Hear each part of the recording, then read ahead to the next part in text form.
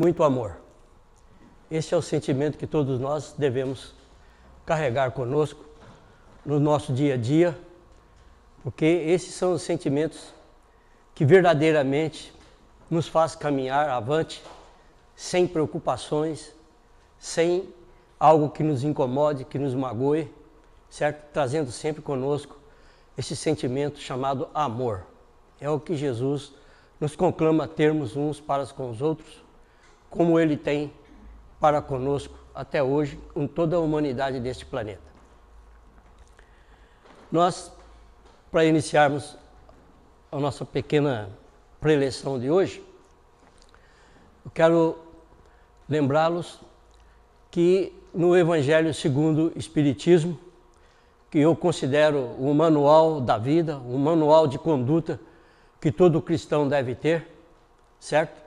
Nós temos o manual que é a Bíblia, mas nós temos no Evangelho segundo o Espiritismo uma síntese de toda a moral cristã que nos ajuda, que nos esclarece e nos fortalece espiritualmente.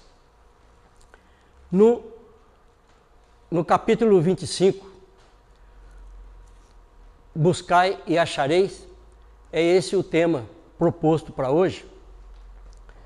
E buscar e achareis, pedi e obtereis.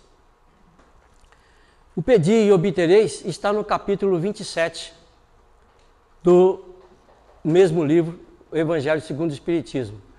Mas esses dois pedidos caminham paralelamente, certo? Quando nós pedimos, significa que nós estamos em ação. Nós devemos pôr em ação a nossa vontade, que é preciso também acrescentar junto ao pedir e ao buscar a vontade de querer, certo? Se nós não queremos, nós não vamos atrás desses outros dois pedidos que nós temos, que é o de buscar e de achar. É um problema pessoal de cada um de nós. Nós temos que querer, buscar e pedir. Nós buscamos no nosso dia a dia, na nossa convivência, tudo o que nós precisamos para a nossa convivência familiar, para o nosso bem-estar familiar, para o nosso bem-estar social de maneira geral. E nós, quando adentramos a casa espírita, nós estamos aqui buscando algo. Nós estamos buscando o aprendizado.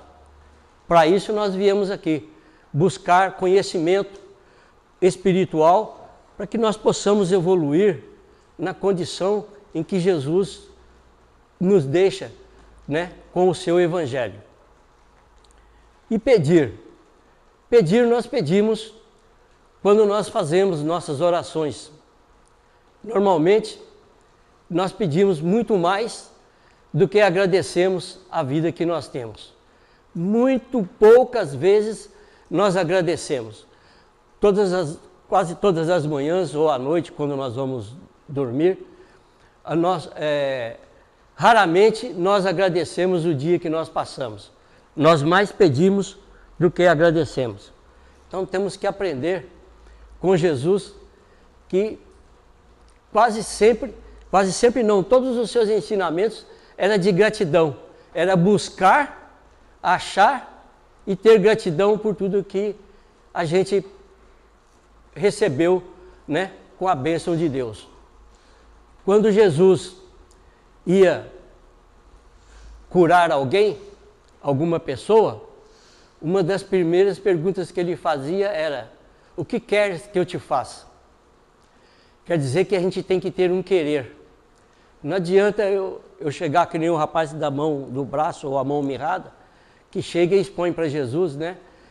Ele chega e mostra, Jesus pergunta para ele: o que queres que eu te faça? Aí ele mostra a mão mirrada e Jesus o cura. Jesus curou ele imediatamente, né? O único ser que nós conhecemos no planeta Terra que tinha essa condição é Jesus, a da cura imediata. Não importava o mal ao qual se propunha a ele. Ele sempre curava diretamente. A gente vou contar para vocês uma história que a Nete Vidal, ela é uma palestrante de Brasília, e ela propõe numa de suas palestras um caso muito interessante. Tem aí presente o querer, a procura, né, e o pedido. Conta-nos a Nete Vidal que tinha uma senhora bastante idosa e ela cuidava da neta dela. Cuidando da neta dela, ela não conseguia mais, porque a neta dela é muito doente, e ela não conseguia mais, através dos chazinhos, dos remédios que ela buscava nas plantas dela no quintal da casa dela, ela já não conseguia mais ajudar a neta dela. E a neta dela estava numa situação de quase final de vida. Então, ela não sabia mais ao que recorrer, aonde buscar nas folhagens do seu quintal, né, nas suas plantações, e ela saiu e foi até a cidade. Deixou a neta deitada, acamada, quase que inconsciente, mas ainda tinha um pouco de vida, e ela foi para a cidade. Quando ela chegou na cidade, estava lá o médico, ela foi no pronto-socorro, no local onde o médico pudesse atendê-la, e ela expôs para o médico o problema da neta dela. E o médico falou para ela: mas eu não posso receitar nada, eu não sei o que sua neta tem. A senhora me expôs os problemas, mas eu não posso receitar nada, eu não sei como ela tem. A senhora tem que voltar lá, trazer a sua neta aqui, para que eu possa vê-la, examiná-la e indicar-lhe um remédio. Aí ela falou: mas doutor, eu andei 2 horas da minha casa até aqui para pedir esse socorro. Se eu tiver que voltar, eu vou andar mais 2 horas para ir e 2 horas para voltar com a minha neta. E ela provavelmente não tinha condições de carregar a neta no colo. E não tinha, talvez, um meio de transporte para trazer a neta.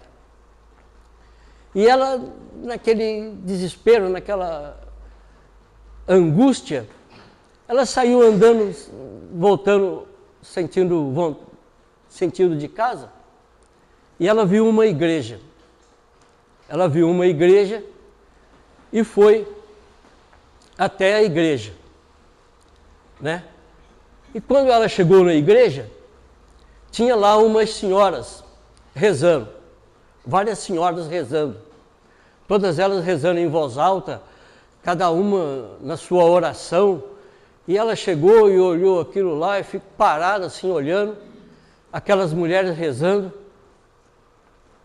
E ela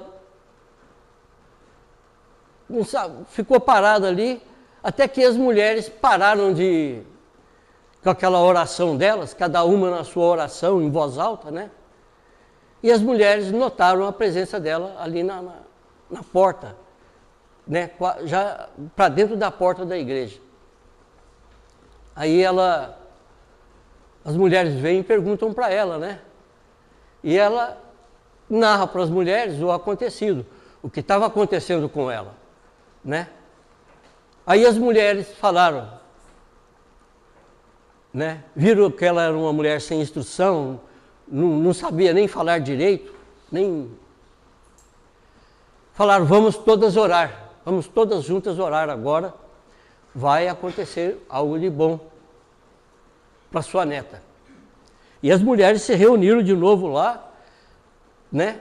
E começaram a rezar da mesma forma que elas estavam rezando antes, tudo em voz alta, e a mulher ali parada, olhando para elas novamente, né? E não conseguindo entender o que iria acontecer na hora que as mulheres estavam orando. E aí, depois de um pequeno tempo, um certo tempo que as mulheres oraram, né? Ela pegou e falou para as mulheres: agora quem vai orar sou eu, né? E as mulheres ficaram olhando para ela, falaram: puxa, nós fizemos a nossa prece, nós oramos aqui, com fervor, tudo, e ela ainda vai orar, ela não acatou o nosso modo de ser, a nossa oração. Aí ela sentou numa cadeira ao lado das mulheres lá e fez uma oração da seguinte forma: Jesus, eu sei que o Senhor pode me atender. Eu peço para o Senhor pegar uma caneta e anotar o que eu vou dizer para o Senhor. E as mulheres, ao invés de se concentrar na oração, ficaram olhando para ela. E ela pegou e falou assim: eu vou te dar o caminho que o Senhor deve ir para a minha casa. Seguindo em frente, depois que passar a ponte, o Senhor entra à direita e continua no caminho. O Senhor vai ver uma venda. Depois dessa venda, tem um pé de manga, uma mangueira mais na frente. 2 ruas depois da venda, tem um pé de manga. O senhor entra nessa rua e a minha casa é a última que fica nessa rua. E o senhor, por favor, quando chegar lá, para o senhor entrar, o senhor pega a chave debaixo do tapete vermelho que está na frente da porta. Mas, por favor, depois que o senhor atender a minha neta, o senhor põe a chave de volta debaixo do tapete, senão eu não vou conseguir entrar para dentro de casa. E ela fez essa oração, esse pedido dela, e falou para as mulheres, agradeceu a elas ali, e ela foi para a casa dela. Aonde ela estava, ela demorou quase 2 horas para chegar de novo na casa dela. E quando ela lá chegou, ela puxou a chave, pegou o tapete, ergueu o tapete, pegou a chave e entrou para dentro de casa. Quando ela entrou dentro de casa, a neta dela estava em pé. Ela falou: mas minha neta, o que você está fazendo de pé? Falou: não, vó, eu ouvi um barulho na porta e entrou um moço aqui e mandou eu levantar. Eu não sei como, eu levantei. Eu não tenho mais nada. E ele me deu um beijo na testa e falou que ele tinha que ir embora. E mandou eu avisar a senhora que ele não ia esquecer de colocar a chave debaixo do tapete vermelho. Então, tudo que ela tinha pedido, eu me emociono. Tudo que ela tinha pedido, aconteceu. Não é com palavras bonitas, uma prece quilométrica,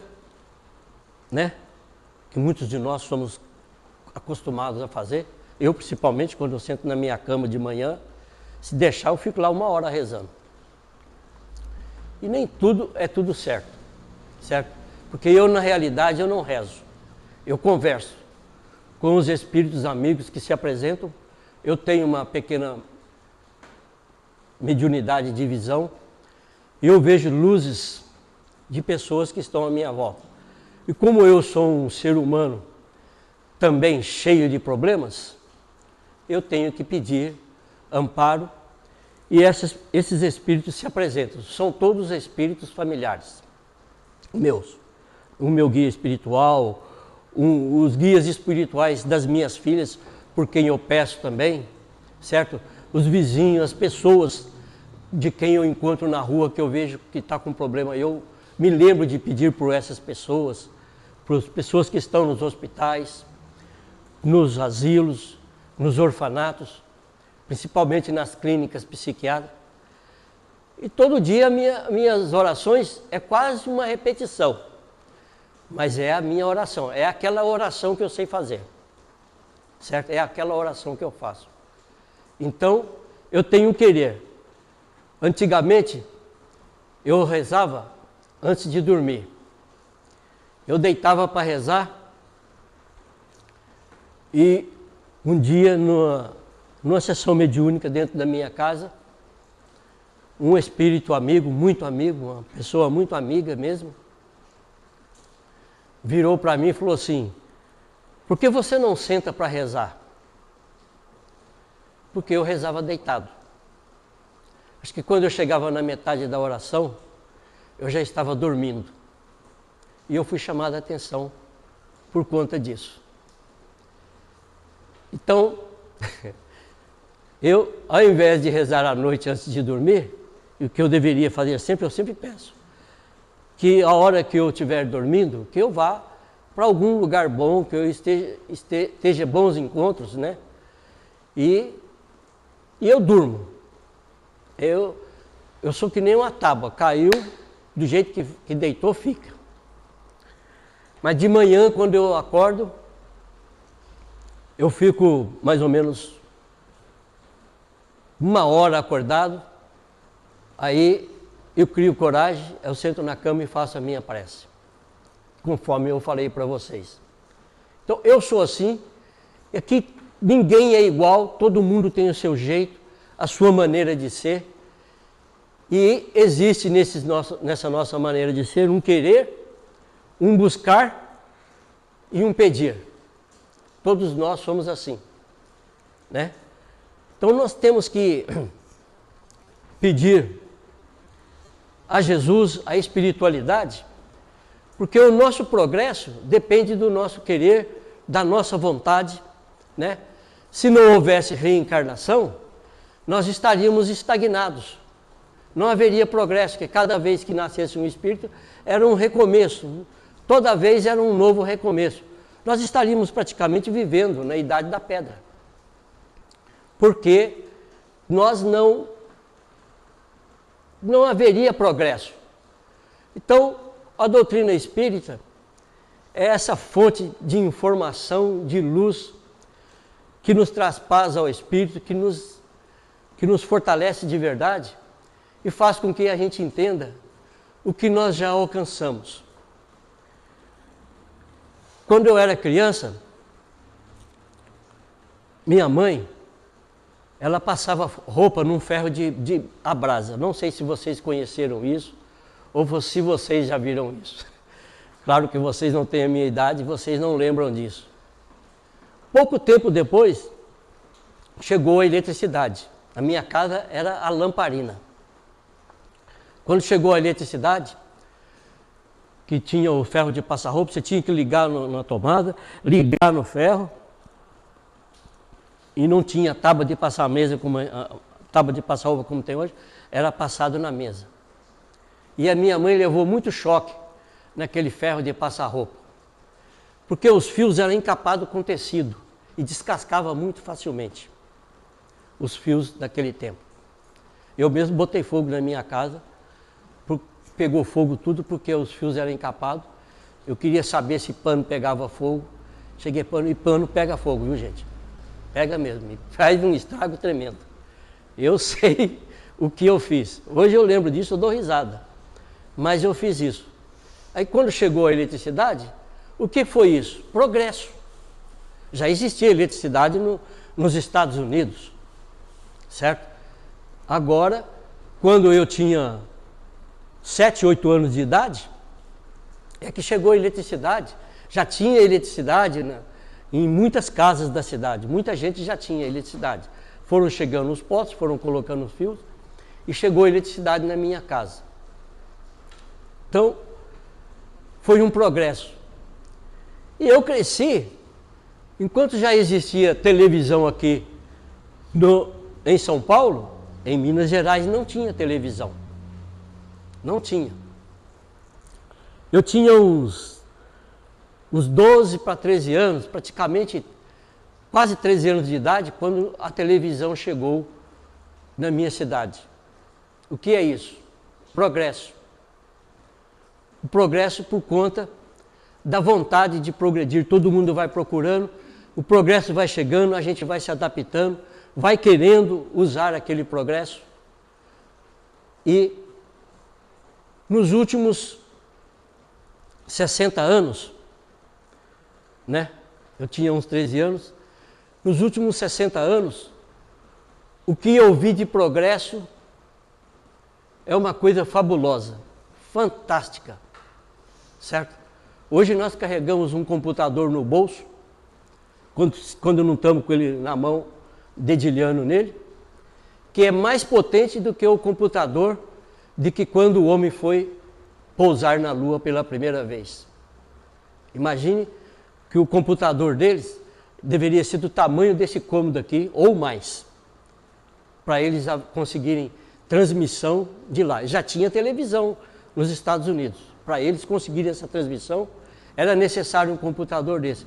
Hoje nós temos um computador de bolso, né, mais potente do que aquele que tinha todo esse tamanho que nós estamos falando. Então, o progresso vem e a gente vai conhecendo através da doutrina espírita, tudo isso, vai entendendo. Muitas coisas que foram faladas como ficção para todos nós, na realidade, era uma preparação para o que estava para vir por todos nós.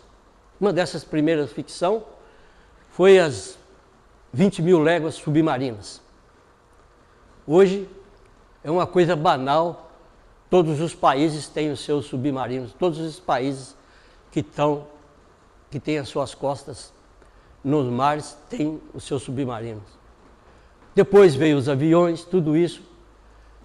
Então, tudo isso é uma questão do ser humano buscar, através do progresso, alcançar todas essas maravilhas que nós temos hoje.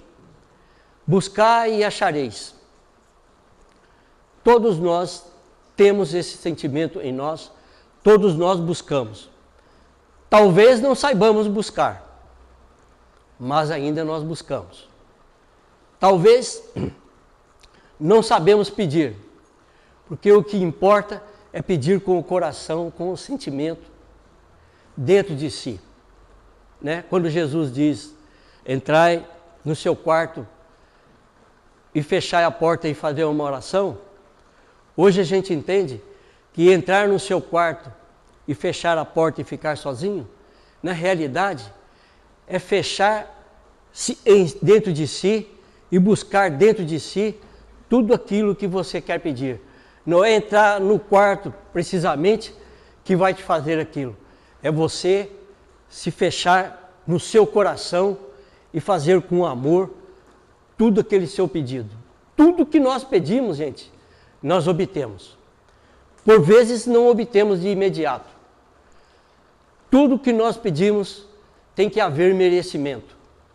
Nós temos que procurar, entender o que Jesus fala. O que queres que eu te faça? Tudo que nós pedimos, nós temos que ter esse querer partindo do coração, partindo de dentro do espírito para o mais alto, para que nós sejamos atendidos. Porque tudo que nós queremos, não importa o tempo, nós vamos ser atendidos. Por isso, nós devemos ter conosco também esse querer, saber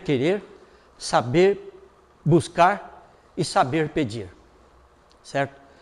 Que Deus, que nos deu toda a vida, continue a nos abençoar, que saibamos nós receber a bênção que Deus nos concede a todo instante de nossa vida, que saibamos nós buscar na luz de nosso Mestre Jesus tudo quanto Ele nos legou, que saibamos buscar na paz de Jesus a paz que nós tanto queremos, mas saibamos aprender com Jesus. Só pode desejar paz ao seu semelhante aquele que a tem em si, porque se eu não tiver paz em mim, não adianta eu desejar paz a uma pessoa se ele não vai conseguir ter a paz que eu gostaria de ter em mim, certo? Todos nós devemos ter a paz em nós para sabermos desejá-la aos nossos semelhantes. Que Deus nos abençoe e que a paz nos seja total. Que assim seja.